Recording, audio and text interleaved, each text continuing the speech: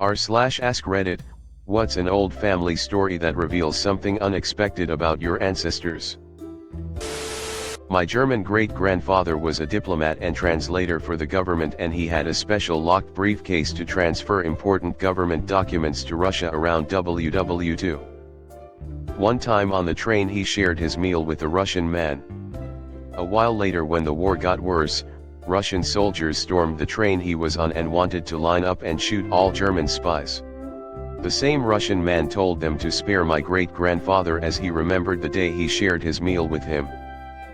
Also, he lost his job when the war got worse and started using that same government briefcase to transport jewelry across borders for Jewish families.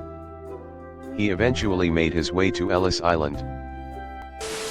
My great-grandmother was born in 1859, near Hagerstown, Maryland. Her mother pulled a kitchen chair to the window and helped her stand on it so she could see the lines and lines of soldiers in their blue uniforms, marching north to Gettysburg. She lived well into her 90s and told me the story when I was 4. Everyone in the family had heard it. Imagine having the most significant moment of your life happen when you were like 3 years old. Like the folks who saw the Twin Towers fall, something you never forget. My great-great-grandfather was murdered with dynamite. Some asshole tried to force him to vote in some election at gunpoint, so he fought him, knocked him out and then shot him in the neck. When the guy recovered, he stole a bunch of dynamite from his old job and blew my great-great-grandfather's barn up with 2 sleeping babies in it.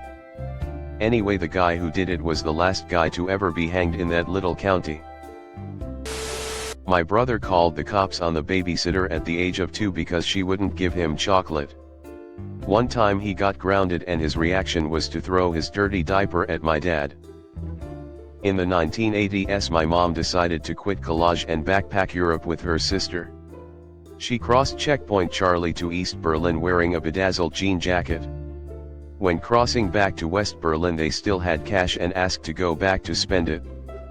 3 years ago I asked my grandmother about this and she told me that she plagiarized and got caught. There was a lawyer and she was allowed to take the class again, and she quit getting her bachelor's in psychology 1 class short. In 1945, Dad's mom survived the Holocaust and was freed by the Red Army. If they came a few hours early, she'd be shot. If they came a few hours later, she would have been dead of typhus.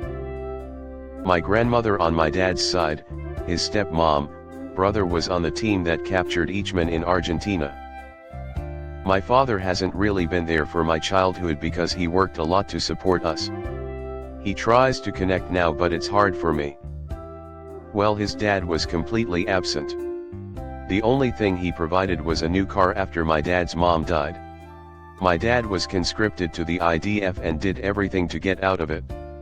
One time he got leave and wanted to spend time with his dad. He picked his dad up from the airport and his dad told him to drop him off to pick up something. His dad ghosted him to go spend time with my now grandmother. He didn't care for his kids and only showed interest once grandkids came. And it turns out my grandfather had a shit dad too. His dad had numerous affairs and everyone knew. I am imagining I come from a long line of troubled fathers. 2 weeks after September 11th, my dad was arrested for trying to go to Ground Zero. He looked sketchy. He carried no ID. And had a much heavier Middle Eastern accent. My grandmother from my father's side died of a heart attack before I was born. Basically, I learned our family has high blood pressure and anger issues. Actually, a story from my father. In the city where we live, there is a 5-star hotel. I knew that my father used to work there as a director, and I used to be sad because he doesn't work there anymore, until my mother told me a side story. My father was going to buy that hotel 20 years ago, but due to the political situation at that moment, and it's still like that, they didn't allow him to buy the hotel because he wasn't part of their party. So, I could be rich, but I am not. Allow me to share the story of the cheese worm with Reddit. When he was still around, my grandfather on my mom's side used to tell this story all the time. He'd act it out dramatically with different voices and gestures, sometimes with more details added in to really set the scene. He never told it the exact same way twice, but it always began the same way. From what we can gather, some version of the following story really did happen. Back in the early 1930s, during the worst part of the Depression, Grandpa's family owned a fairly large dairy. For simplicity, we'll call him John. When little Johnny was just a small kid, maybe 5 or 6 years old, he would often help his older siblings deliver milk bottles door to door in the rural communities near Sacramento. Sometimes the family business required traveling further into the countryside, and John would then get to visit his uncle, who was a pretty interesting character. As a child, John would love visiting his uncle, because if he was well behaved, and if his uncle was feeling generous, John was told that he might someday get a slice of the expensive and exotic cheese that his uncle somehow always had, hidden away in the highest kitchen cabinet. Remember, this was the 1930s. Most people back then only ate bland farmer's cheese. But this man who lived in the middle of nowhere had cheese that must have been special ordered. Cheese that had red and green veins in it. Cheese that you could spread like butter. Cheese that was extra sharp or smoked or flavored with herbs. These may be pretty common nowadays, but to a young kid in the Depression, this seemed like a great luxury. Little Johnny had never seen cheese like that before, and he wanted to try it. He wanted that cheese. The problem was, his uncle very seldom took the cheese out. It was reserved for big events and important guests, and definitely not children. It's also important to mention that my grandfather's uncle was a master carpenter. He built his own house, made his own custom furniture, and installed his own custom cabinetry. His cheese cupboard was a cabinet he had designed and built himself for that exact purpose, and it was apparently mounted so high on the wall that it was impossible for any child to reach. He was a tall, austere, and stern-faced man, who could be rather intimidating. So little Johnny desperately wanted to stay in his good graces, in case there was a special occasion and the cheese cupboard was opened. And the story goes, any time the special cabinet was opened, my great-uncle ceremoniously brought down the silver tray and lid that housed the cheese, and when the silver lid was lifted, the pungent smell of the cheese would fill the whole room. In the 30s, most people didn't have refrigerators yet, and most food had to be eaten or frozen quickly to prevent spoiling. Instead of fridges, people used ice boxes and preserved extra vegetables in jars they kept in the cellar. The cheese cabinet, as well built as it was, offered no such protection. One day, when Johnny was still a young boy, the day finally arrived when Uncle James offered to let him try his special cheese reserve, and Johnny was thrilled.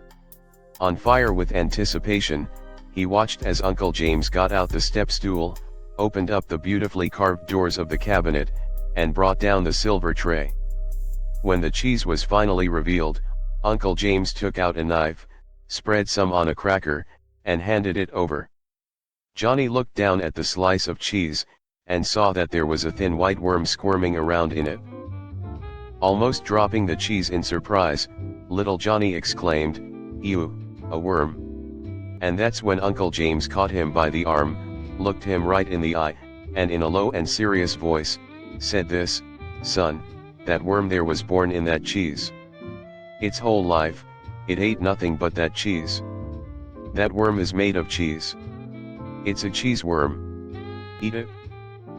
So with tears in his eyes, my grandfather ate it. And even though he couldn't have been more than 6 years old at the time, he remembered that day and the words his uncle said to him for the rest of his life. He told this story pretty often, and an entire generation that few people remember is kept alive by it. My grandmother was in a TV commercial when she was in her 20s. Look for the Union label. I was supposed to be super rich Russian royalty status. Apparently my great-grandfather, who I am actually named after, was an extremely rich man. I'm not too sure how it happened, but my dad told me that someone with his same name stole his identity and all of his money. My family had to flee to Estonia, and eventually to United States during World War II. My grandma's dad was a police officer who was killed in the line of duty. He was an immigrant to the US. This took place in the 1930s in a major American city. His death was a big deal, with newspaper coverage, a trial, and a public event-style funeral. This was all super traumatic for my then preteen grandma and her family, and had many consequences. It's also kind of a family origin story that put key events into motion for us to be here now. Anyway, the last time I heard my grandma talk about her dad, she was in her 90s and still called him daddy. Like there was a part of her and all of him that was still frozen in that moment in the 30s. I'm sure she wished many times that she'd never lost her father and that her family hadn't had to endure the resulting hardships. Just makes me wonder what she thought of her life, all told. And the generations of my family I won't see, and how life just kind of goes on. My great-uncle was a semi-major player in the Mexican Revolution. He also hung out with Pancho Villa. He had books and TV shows made about him. I had no idea until recently. My great-great-grandfather was a Confederate soldier in the US Civil War. According to my dad, he ran away from his troop on the way to a battle, I forgot which one, because he was so traumatized from the previous battle. Then, his son fought in World War II for the US and was super close to fighting in D-Day, but they decided to move him in after the attack because he was such a good sharpshooter.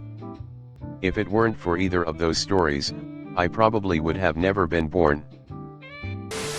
My granddad was the youngest of too many kids and really poor in rural Appalachia, so when he was 14, he convinced his brother-in-law to sign some paperwork that may have been mildly fraudulent.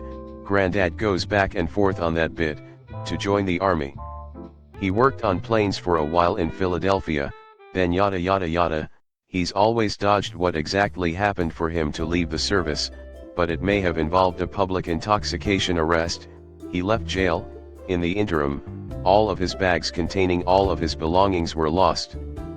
The Salvation Army got him outfitted and on a bus back home, again, evasive, but could not have been older than 16 at this point. He gets restless at home within a few months. There's not much work in his small town, but the circus visited, and they needed truck drivers to drive huge trucks carrying their tents and whatnot. Granddad figured he could drive a tractor. A massive truck couldn't be much different, so he walked to town, got the job, walked back home, told his mom what he was doing, and left within the week to go on tour. Still not 18, no real idea what he was doing, but he figured it out. Made it all the way to Austin, where the company was overwintered. Granddad didn't care for the heat out west and was homesick, so he thanked them for the job and hitchhiked from friggin' Texas back to middle of nowhere Virginia. Granddad has dementia now, which is why I only learned this story recently after hearing bits and pieces from family my whole life.